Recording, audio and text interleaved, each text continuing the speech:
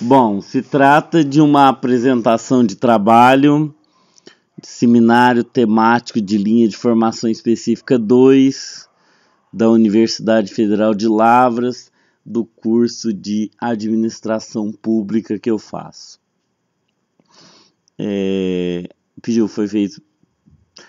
Foi solicitado que fosse feita uma explicação oral e vamos fazer. Então, o meu trabalho trata de um relato de experiência sobre a criação de um vade-mecum municipal.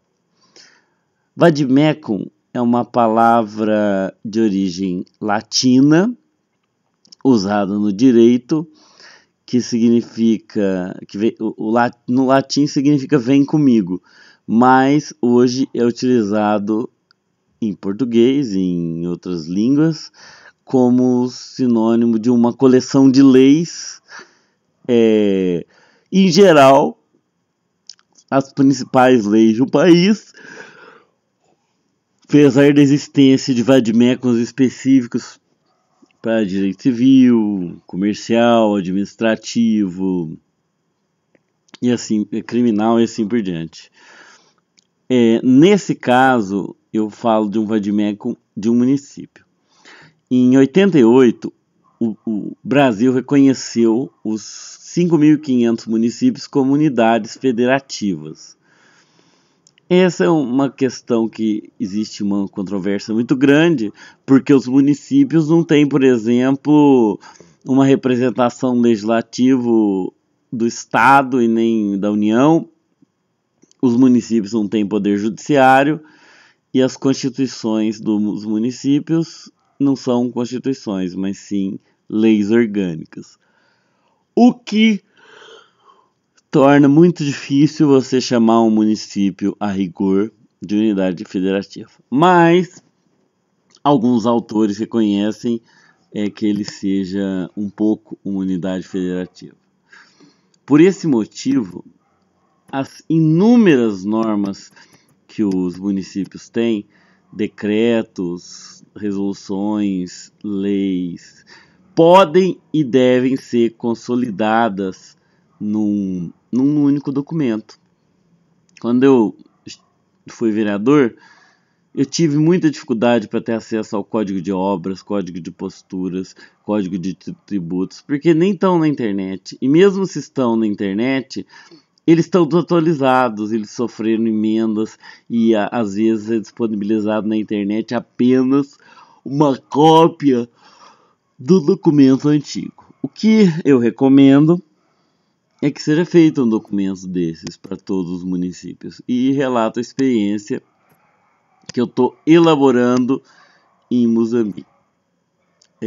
Muzambique é a cidade onde que eu resido, cidade onde eu fui vereador, fui também presidente da Câmara. O objetivo geral é criar um roteiro para que as prefeituras se organizem, no sentido de criar um livro com as principais leis vigentes, especialmente as codificações, plano diretor, lei orgânica. Isso serve para os vereadores e para o povo, inclusive para o poder judiciário.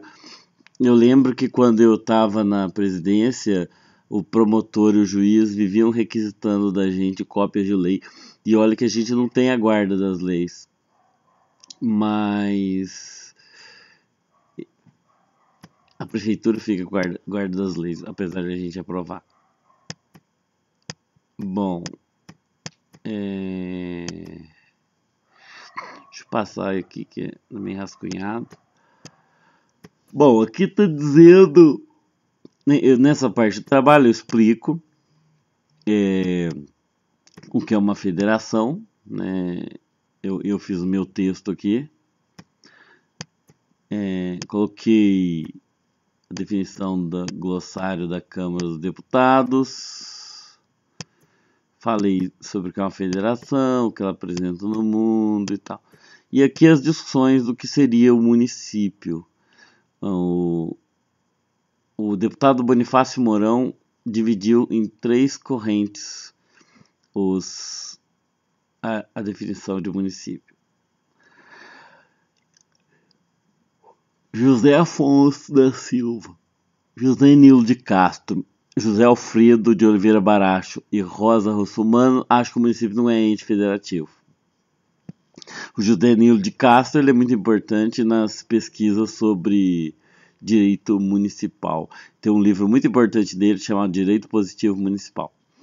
Alexandre de Moraes, Paulo Bonavides, Ives Gandra e Eli Lopes Meirelles defende que o município é peça trivial da federação.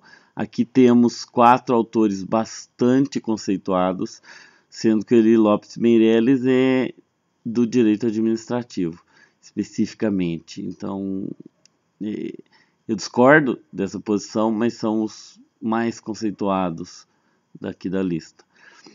E Manuel Gonçalves Ferreira Filho e Celso Ribeiro Bastos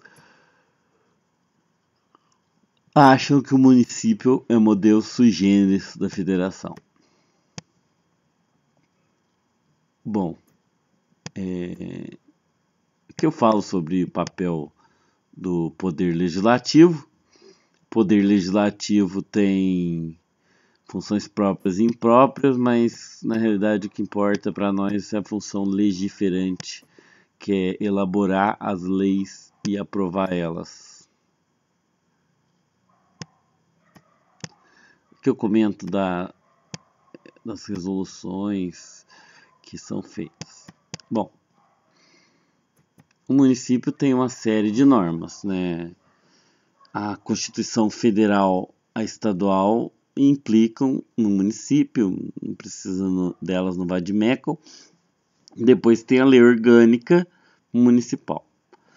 Bom, a legislação municipal pode ser leis complementares, leis ordinárias ou leis delegadas, que são o mesmo tipo de lei que a União pode fazer. A medida provisória pode ser feita em alguns municípios, depende de simetria na Constituição estadual, então em Minas Gerais não dá para fazer medida provisória municipal. Resolução é um documento que trata da economia interna do Poder Legislativo. Já o decreto legislativo é uma norma que não depende do Poder Executivo. Por exemplo, eu coloquei aqui a atribuição de honrarias e aprovação de contas do Executivo, mas também em nível nacional isso é muito comum para assustar ato normativo do Poder Executivo que extrapole a atribuição do Poder Executivo ou ratificar tratado internacional, no caso do Poder Executivo Federal. É interessante essa assustação que eu falei. Uma das causas de decreto legislativo, um projeto de decreto legislativo recente que não foi aprovado, foi aquele da cura gay. Era assustação de uma norma elaborado pelo Conselho Regional de Psicologia. Então, esse decreto legislativo, ele não era um projeto de lei, então não passa por sanção da presidente. Se for sustado uma norma de qualquer órgão público ou equivalente, como o Conselho de Psicologia, essa atribuição será feita por decreto, até mesmo porque trata de uma suspensão de uma norma que, em tese, é do Poder Executivo. Bom, existem ainda os antigos decretos-leis, que foram expedidos entre 37 e 88, enquanto o Poder Executivo poderia editar leis sem passar pelo Legislativo, isso é chamado decreto-lei.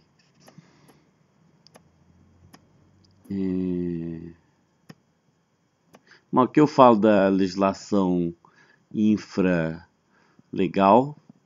que são os decretos e portarias que não passam pelo apoio, pela aprovação do plenário.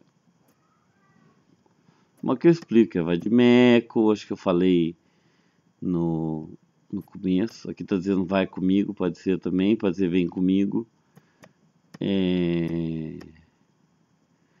Eu estou explicando que é um vade-mecum. dizendo que não existe vadimécum, nunca ouvi falar de existir um vadimécum nos municípios, e tem várias obras, códigos importantes. Ali eu coloquei Código de Obras, Tributos, Posturas, Vigilância Sanitária, Plano Diretor. Também tem outras leis, como a lei que regula o funcionalismo público municipal, planos de carreira, alguns regulamentos próprios, inclusive isenção de impostos. Em Moçambique tem uma lei que ex-combatentes da Segunda Guerra Mundial não pagam impostos. Provavelmente tem ainda poucos, mas se vier um combatente de fora para cá, quer dizer, paga imposto, não paga IPTU. Se vier um ex-combatente de fora para cá, ele tem isenção, mas essa lei ninguém sabe que ela existe, porque ela foi feita nos anos 70 e tá lá guardadinha, quietinha. Eu acho que os antigos expedicionários quase todos morreram, e talvez quem deve saber disso deve ser só o setor de tributo, que não lança para ele. Bom, aqui eu falo da minha experiência, que a ideia era fazer um vadimé quando eu era presidente, não consegui terminar. Aqui eu falo dos contextos. Durante a República Velha, o município não era administrado pelo executivo, era administrado por vereadores na Câmara Municipal, e o agente executivo era o próprio presidente da Câmara.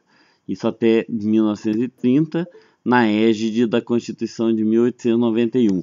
Nota que aqui eu coloquei o período do Império, que foi irrelevante, 10 anos, e os livros de Moçambique até estão perdidos.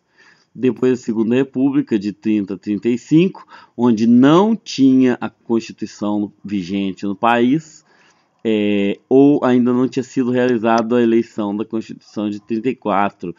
Existia no município um conselho municipal com um chefe chamado prefeito, que regulamentava em decretos e portarias. E tinha, quer dizer, o poder legislativo era o conselho municipal.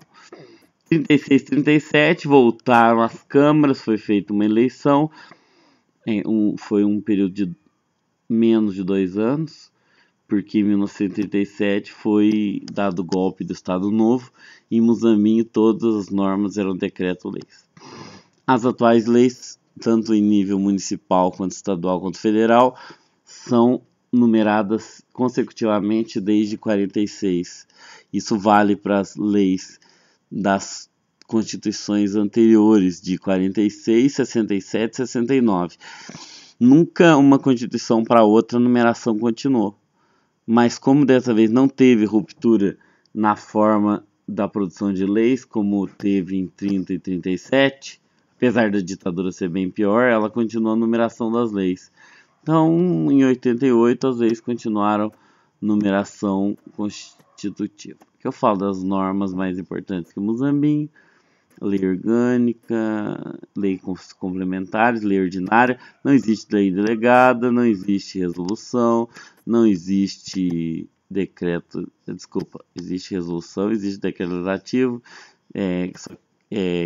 existe decreto, existe portarias, e tanto do executivo quanto do legislativo. Bom, aí eu ponho imagens. Tem umas leis curiosas que eu coloco, tipo, a trata de manadas de ciganos. Refere-se a loucos e a bêbados e loucos furiosos. Interessante essas leis. Também indico que eu vou colocar uma tabela de leis de nome de rua, de entidade de utilidade pública, de honrarias, até por questão histórica. Apesar que a numeração das entidades de utilidade pública é importantíssimo, tendo em vista que teve entidade com 2 vezes considerada utilidade pública. Bom, a metodologia é do relato de experiência, uma pesquisa qualitativa. E aqui são feitas as citações. Só isso. Qualquer coisa, me mandem as dúvidas, que eu posso responder em áudio ou em vídeo. Muito obrigado.